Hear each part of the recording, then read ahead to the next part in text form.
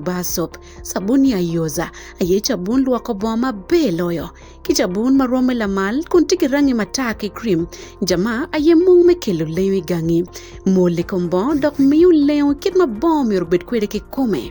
Nonge dukan ki supermarket duju may loboman. Luchatune aye chapa General Enterprises. Ginonge idukan number deki Rafik Building, Ichikubo, Kampala.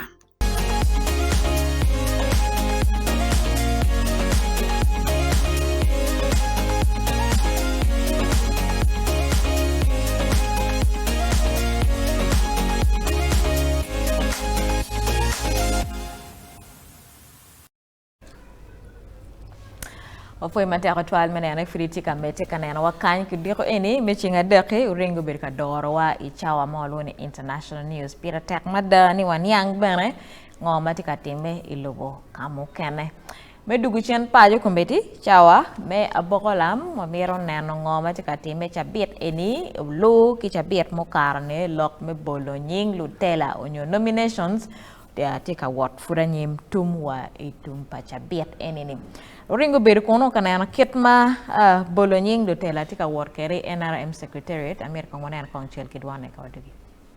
Yoringe koto moshui mateki wiko gweno matin ucherongo dhano magiteka ni mito ni nwango twero ni chungu yer minyaro ot. Padulongumi la mgamba NRM ni kishido iwengi male ikatish malayo lembe pa yer pa ungumi la mgamba ne maotie inakasero. Kinde misawa beach jara chungu Pirokoro County ukelo nobat umondo shalo bimo ikatish padul malayo lem yer pa NRM mauko dagwaragi kudu kubodo man ko miel pa jalur magitere kude ni nwango twero michungu.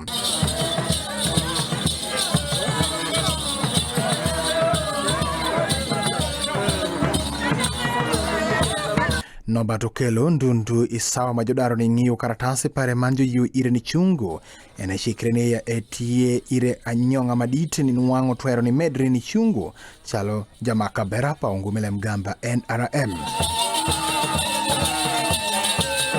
Jina nyonga neganit niya ya umiyo ira karatasi muyiyu ashung ilaro kom kukuru bi otchik nabali ya meyo eti ya nyonga madit kide mubenenu kude dano mapol dano mirukuru magibinu yau iswaka agwara uzira kulembe mapol makwe aniswinya yom ni ya tin tie nidu made mwashak wotu manyien ni roshu Minister Liliana Be maute minister mapeny maneno lembe mapodhurek maende utie jawang dhano mamego pi district mikit gum maemito shungu kendu uwashunia ya entish ma etie kude utie motu dhano manche kudhano kum ango maumako gitim pien kortish pare utie manentende i district mikit gum andong atiro nomination kan datika binu gang kangweji kin gang eta angeni gena bitimo matek ene me moto dano kime poyo widano Abeyo mere ni washunia ya kortish pare utie ikabedu zo ni shaku ikindaradu ni shitu ikinjuma mego katich aberu katiyune gimo madak aromo logone mapol bodano pere bien ko tichanen an nyia mokene kikit gum kiloni abe action lok mapol an paber ka logone ke gangkwan ko tichatiye oriat ko tichatiye iyo ko tichatiye ikin mege ko tichatiye bulu dano wengu neno ko ticha Ende uwachne ya dhano magitie kanishungu idhoge gitia jola pienie ya epe kuluoru moko kende ikom ngati moko kende mautie kane mithu ni chungu idhoge. Jomagu bino ni bino ka chungkeda ana foyo bin mondo megina enu. Chung po beru mone po beru lweny. Ka don koni eneni utum wano taro chingwa ka unu karo cha wani awa foyo lu ba piru ka ana karo bere chimere foyo lu ba. Kui po beru nyego po beru to.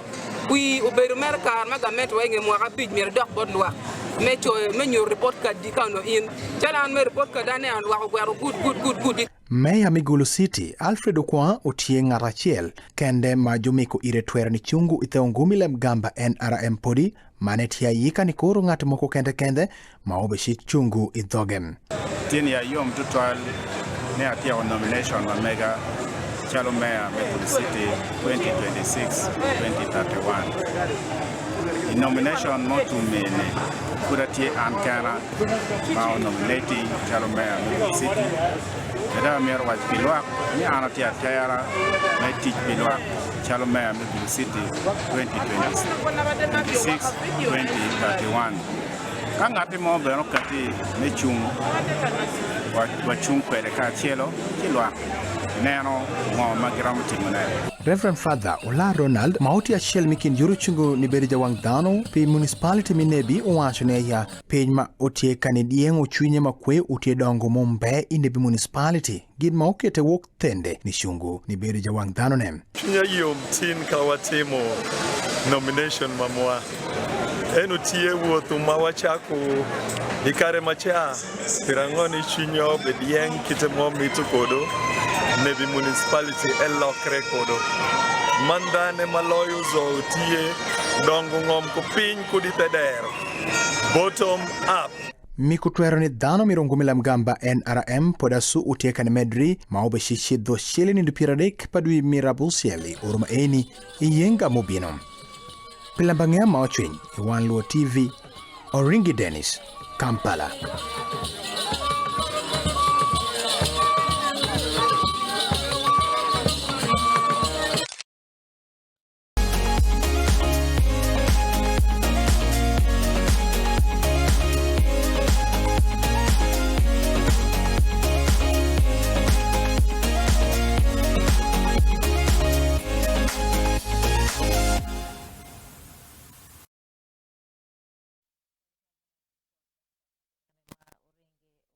Ringa foi ritual ni chabet enolo itie NRM secretary kakele wa live updates egone amar ni capturing dan ma part aneno mego Liliana be Kenya aneno Alfredo kwa aneno be jomo Bolo Nying ke West Nile chabet ene compare ki chabet mokara ene analysis itini ni ya analysis atieni niano ma chiel ma yupeno yapa yala niano do pa ya bero para bichiel en bara jamo karo ge obedo ge ministers right honorable Anita Mong environment me NRM secretariat po bedo visit ritual yan gi securing kar ki and ministers anonigi but ya cheng bara ja chama gi yabo nong lu mo jomut uti nomination forms merong gi dug nomination form. So the first day was crowded. Down pong ma uye wa pe wache. The second day well down a jwe. The third day well down a knock till the end of the first week. The second week we pay icheng baraja down well gi chao meteo. La wo down well gi meteo dwong ma pe wache. Because we are moving towards the end now. And as we talk right now, Dana Maramo live a child ke mia bit ki wiye no ki nominating again. So meaning we don't get Dana Maramo mia bu wen ki wiye mo mero why chago tin me o cheng bara jamanyen pian cheng abichel ki cheng kabet pe gitiyo pe nominating Dana. So ki nominating Dana cheng bara jar why cheng abish. So nomination eno tumini no piera deck. And to Caribbean nomination tika going on. NRM geno ka yabo yo ki joma mero chumi bero president I party me NRM me ka picking nomination form ma megi and president yer ka gota Museveni ma ti party chairman kumbeti ma bene di president eno ka chair ka tinyo ka picking nomination form me chair abichel chawari yo me ko diko ma chawa gena jomo kerani geno ka tinyo ni Pierre Dek ini ano dua ciel ario ni ano dua deka ngwen tin ni ano magi wa khane merong gi duak form man ki nominating again and president yori ka gota Museveni you can nominating and next week si ngwen when party edi kwa ka ciel ke joma mer chu sec position so the beehives of activities tima tech NRM secretary ko me motel lok pian dano anoni wang magi mini gi don setam ka one of the commissioners ukero chien ifoma megi ka mini tuero me dokita dero me chako bito kui ma kui ne this time pa NRM tieni pe woro en keni an chak ne no dwario bito kui yape woro I group wono jomo tika chunchal chalo la wang dane od noko chek pa joma mego wono weng rebu yu ka chelo wor me chiar ka lokke lwa ka chelo aneno me joint campaign megili yana bet uti ka wachne iri kenyi ni endo gitiko nominating and they didn't tayari me working guy yes uloko maber twal anti very approachable comparing kai power and ki jomo kene maber ka lokke gi at least and Winya Maru Ben again and Mego Minister Beatrice Anua. Tama Anyota Command, why in Latin Gang come, lock it well. Yes. Minister and Bano Omina opportunity, the young Chimba did.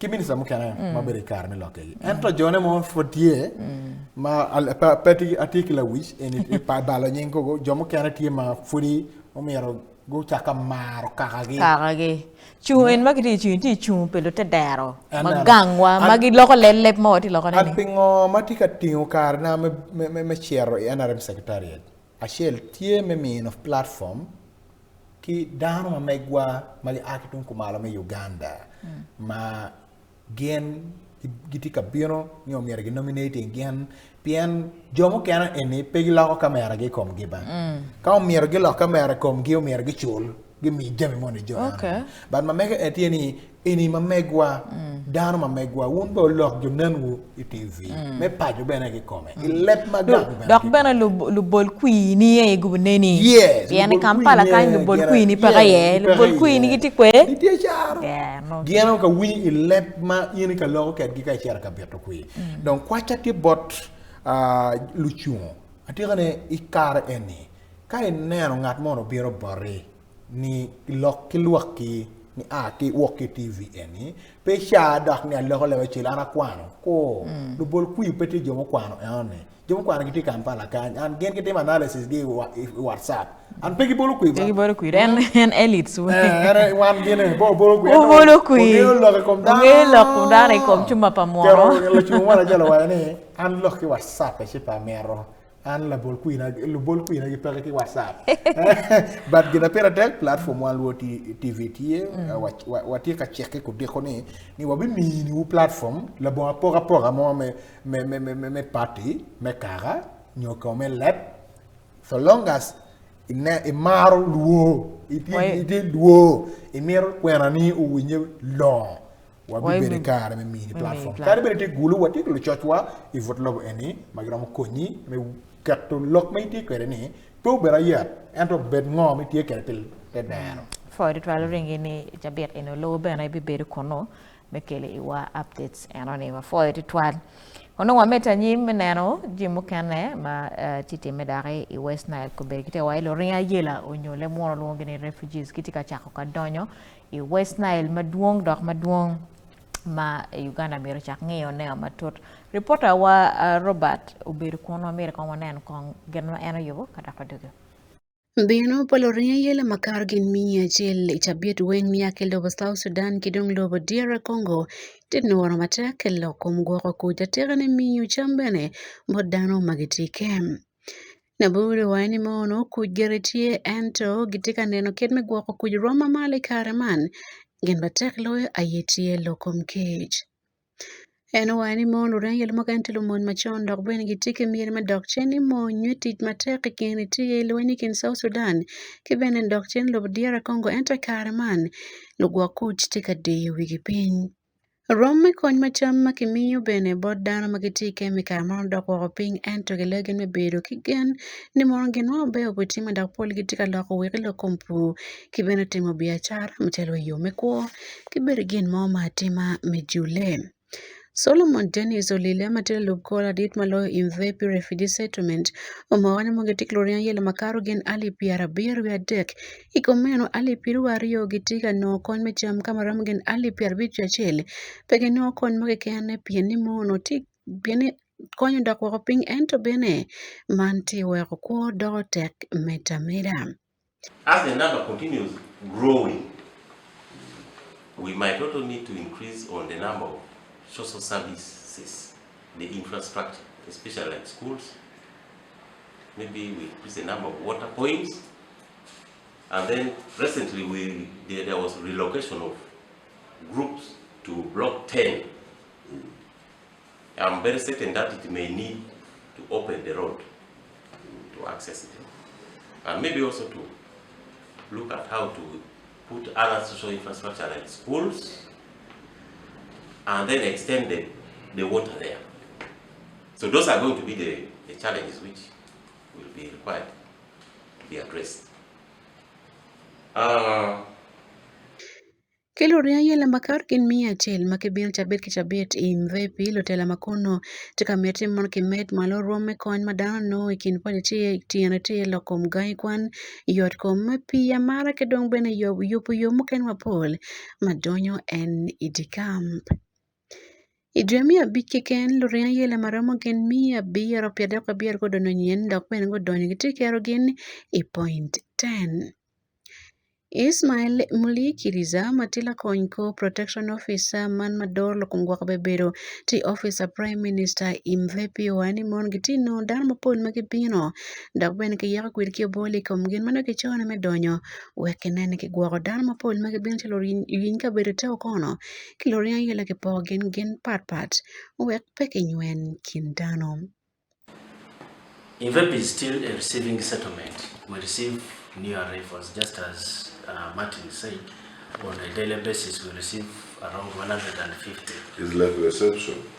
Yes, we have a reception somewhere there, yes. So we receive them from the collection centers at the borders, we bring them here, we carry out nationality screening, then we recommend those ones that are eligible for the refugee status and those that are eligible for the asylum seeker status.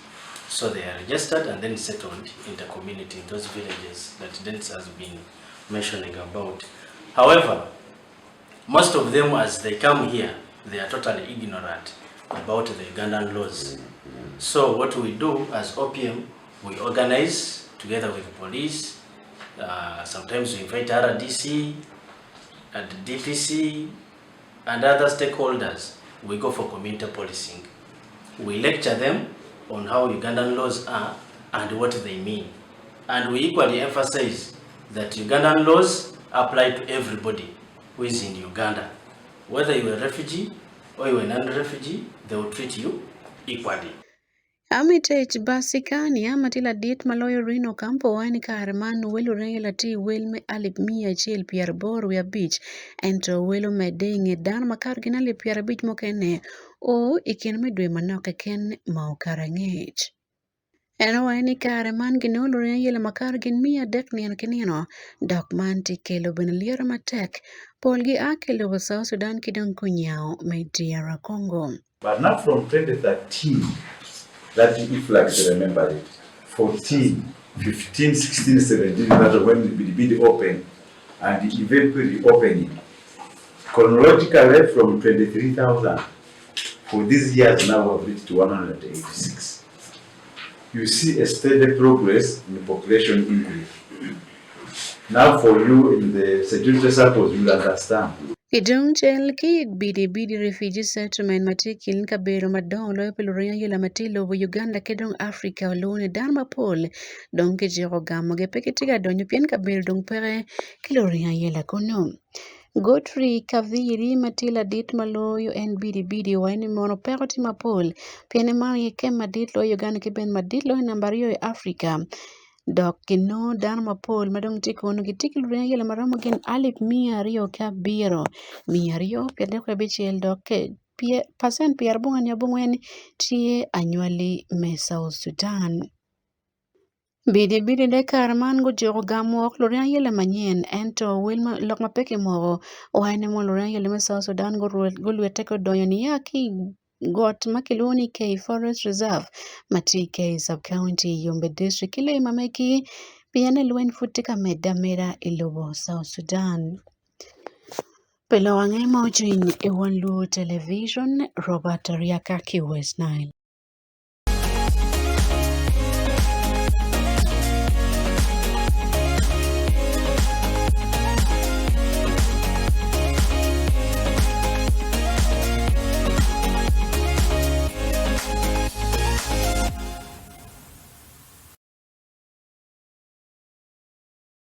Koi de tuan mana chal kidwan anone luringa yela makuberi kitika waje kitita donyo iuyali te tuale I area me bidi uringi neno report ma sande gin kede Robert Ariaka guyu anone we po karcha maka mukara nyo maka riangej ma loko kati ma ikabedo me ajumani lutera kitika chalo complaint ne kari bena Uganda kumerikiri foye wando lujol luringa yela malayo weng lute der looking gang the indigenous Ugandans kitika dano chan in terms of service delivery ot yat peramo gang kwan peramo jimachal pi clean water peramo so to draw the line me konyo luringa yela ki bena me konyo lute der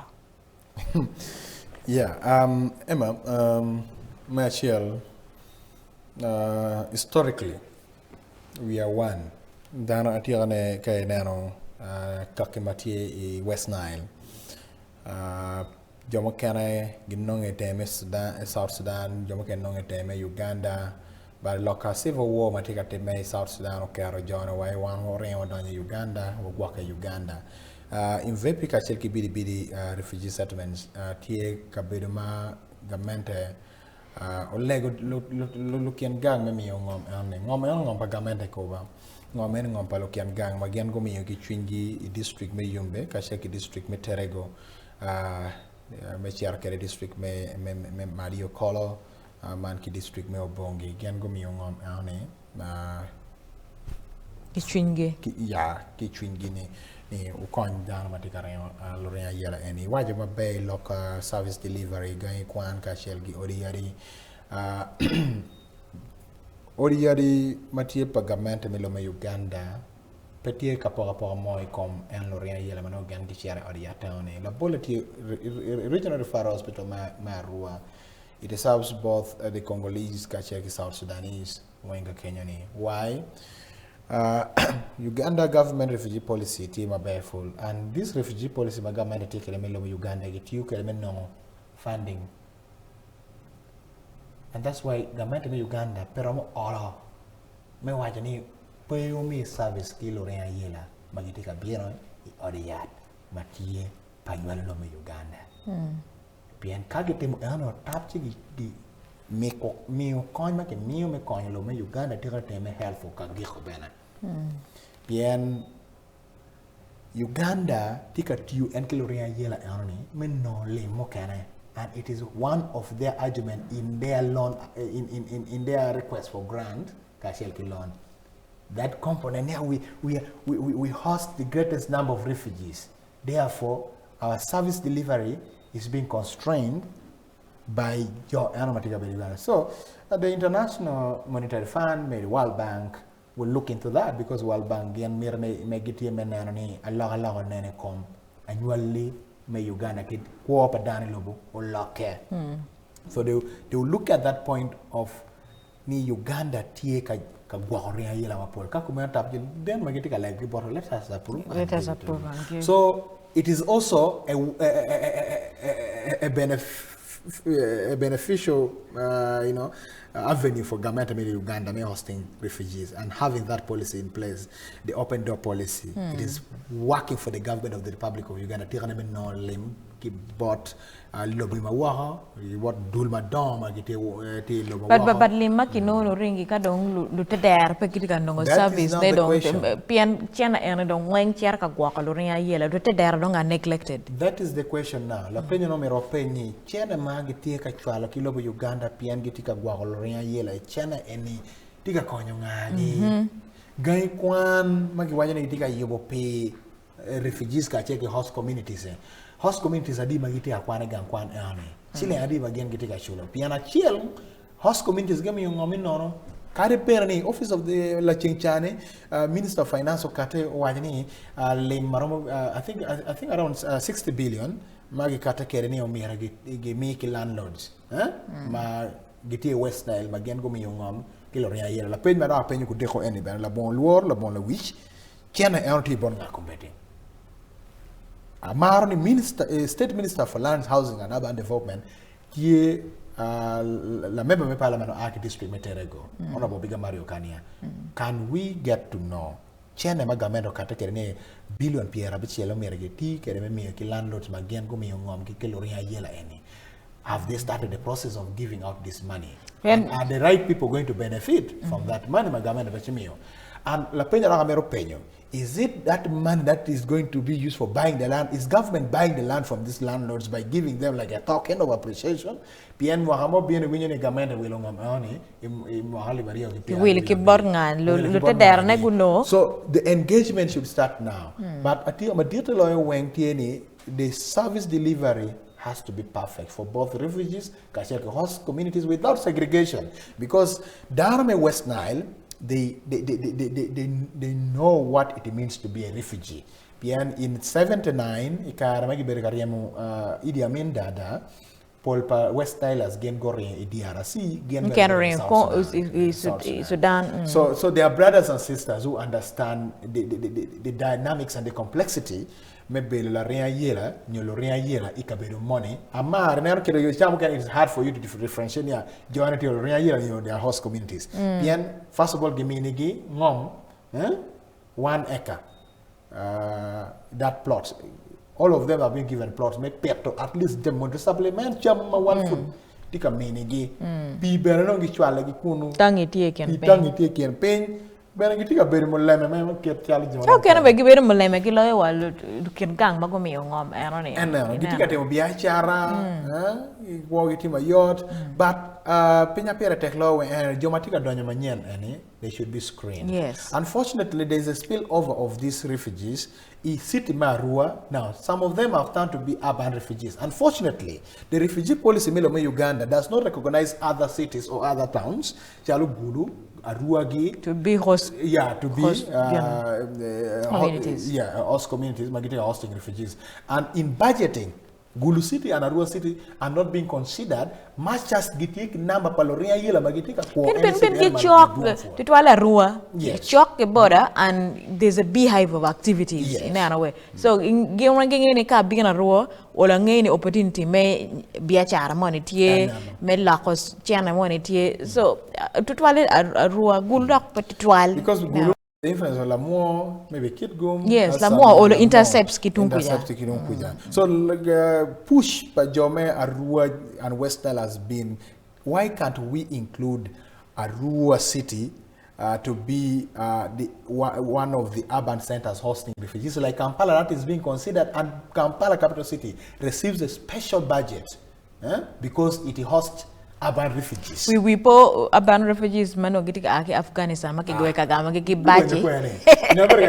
Second batch mano go we po No berga you pay me la corremo. Oringi. Mono no gibeje mera ye. Na pajaro de joro. Kigamo kikeligi na entebe gitargi hotel. Mabe ma yen ringi be pie oye ba. No. Ada kasih ada beres kar kurang be. Awai ngom tegang warung be nebi. Bir wajare. Kita jimut wari. Mono you work dola ba. Jangan pikirin wancalawan. Baik cakap kalau kita latero lai gi. Cakap kalau gian lagi kata hoki. Gian kita cakap dola. Gua ke dola jema. Wan kuno mero yele. Gian pajang palaten ti kuara. Kalau palaten lai wi. Bukan hati kuara. Dola gian wan po work dia. Gen pay work dia. Wan mero gon dia wan work kadi. Ringi pe wanye chane nero chan madana grio moni Congo. Chak rio mo chak rio disaster kono gene mountain or gene tiene. Ineno gutiu jerken gutiu bongu tiu mattressing ege. Congo is one of the most kigweni molo mado lony maloyo wenki minerals in Congo. And nana ne the indigenous Congolese keragite rio kere mo. Nan lo ria yela magitika aki Israel konbere kasher ki Iran. Ikat chelgi igami ting an mi Congo kimi Sudan. Keno ria yela. Nyutra tini chan ti Africa. Yeah. Caribbean wa loin. Enta ti awai kal wen motie po ring ki kolomon mano la teno lai. Himiro ringi ho. Well, ring to UG. Uganda shillings. Legal tender very java. Kare oi hotel. Chel mo na binera ma la go chel mo cartoonist mo no go matinjoro ne mo ti ka mi o chene ki o chol African ma chantin ne ko ne la tian lai ko lo ken giti ka gambo chena ene go berete orge otlum ge mo ma kor furo ti ka gene ete te otlum gi no pon ki gold ki diamond ki coal ki aluminium e ter ko nyum so mo no ti mi yere chena en gamo era mo no ti totongo gold ki te orte kenyo. Yeah, that's the problem I want to take ilo any tirane kom lo Africa karawaja juini nano den mo tika gamo en kilo ma wa ki bot money ki bot international monetary fund World Bank ki jomo kan their strings attached.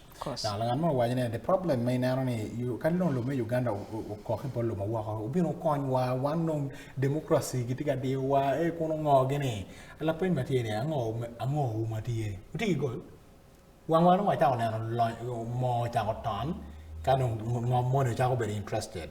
Now, this explains the war between Israel and Iran. Iran. And when Iran mete, we should also prepare for the worst to come. Because of the fuel prices will increase. We pull when making Russia, Ukraine, skyrocketing, fuel prices. Iran, mo gimagin gitoro pole gichar en kilo ba Africa ni tiu kan kito na mi Mombasa so mo to amina na cher en mo mina do nya Kenya en peni gitiga tor Kenya mo en wengi tiga toro en kimi. The spillover effects are severe orengi well mo bo cher malo well transport cher malo well cham cher malo because transport costs are kelu chambe gini we can pay pala dir la we ka gotam 7 en choy ni welego let's pray and this time he has emphasized prayers. Angyo Kileklega. Kung wag kakain manok, kadang wadugi chawa wa me gamochim ma megu session wa me agirti wa nywa ko dong lok no wunyi ki bot in kung wayu ka wadugi.